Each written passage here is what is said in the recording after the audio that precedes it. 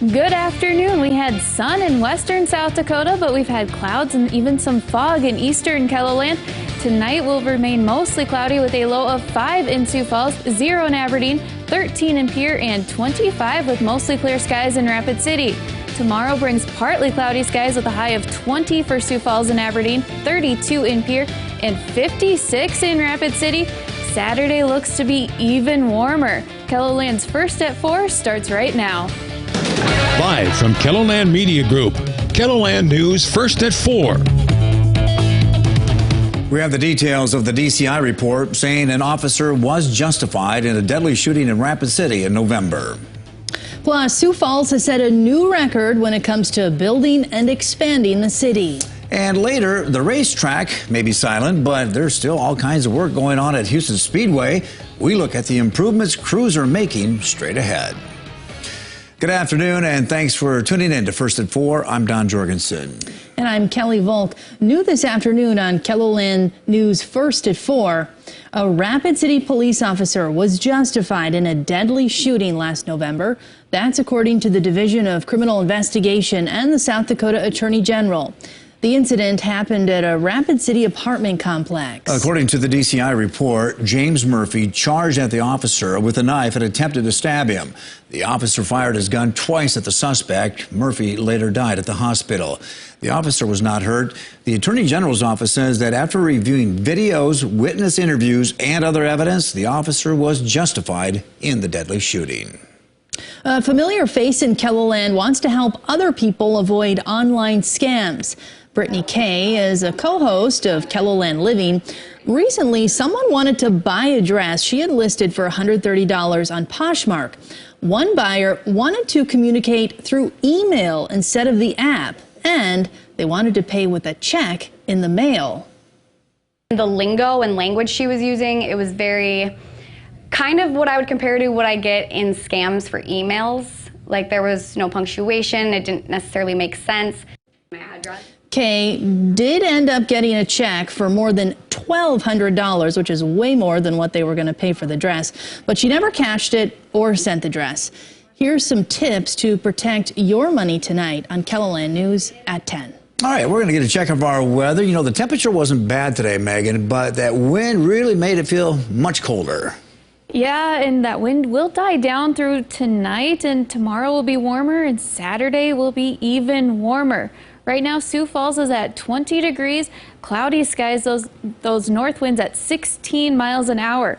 A little bit chillier in Aberdeen right now at 16, lighter north winds at 9, still cloudy skies. Much of the same in Pierre, 22. Winds are turning to be from the west at 6 miles an hour there with those cloudy skies, but Rapid City, sunshine and 40 right now. And tomorrow, they're going to be near 60. For this afternoon, we have teens and very low 20s through eastern and central South Dakota, but we do warm up drastically as we head farther west with those 30s and even 40s in western South Dakota. Those winds are dying down and switching direction right now in eastern KELOLAND, anywhere from 10 to 15 miles an hour out of the north. But here is what's coming up this weekend.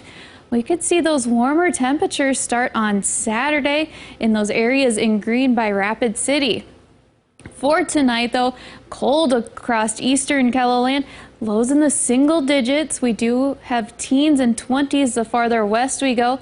But for the day tomorrow, partly to mostly sunny skies. 20 are high for Sioux Falls and Aberdeen, 32 in Pierre, and 56 in Rapid City.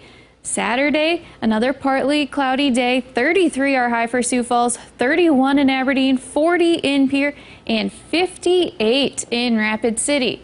We're keeping an eye on some storms for next week. We'll have those details in just a little bit. All right. Thanks a lot, Megan. It's been a hard winter so far for many of us, including tow truck drivers. Wednesday's ice storm in the Twin Cities made their job even harder. Adam Duxter with our CBS affiliate in Minneapolis spoke with a tow truck driver about the mistakes people are making. This is probably the worst year that Minnesota's seen, I'd probably say, in the last 5 years. With every slip, slide, and spin, It's been pretty hectic. We got a lot of cars in the ditch, ice-covered roads, black ice like crazy. Wednesday morning got a little bit busier for tow truck operator Josh Peterson. And this is a school bus that was trying to go up the hill, and she totally lost control and came back and was blocking the whole freeway. Peterson has worked for Tyson's Towing in St. Paul for years, but says this winter has been particularly busy, and the numbers back it up. 200 crashes and another 200 spin-out statewide between Tuesday night and Wednesday afternoon. Like in this spot on Lower Afton Road, where a bus and plow got stuck, along with Peterson himself. The plow truck actually showing up to salt the area, and the plow truck was sliding off into the ditch. It's dangerous out there. I'd stay home. I'd recommend staying home if you can. We got a lot of calls coming in from all over the place. People in the ditch, they're in medians.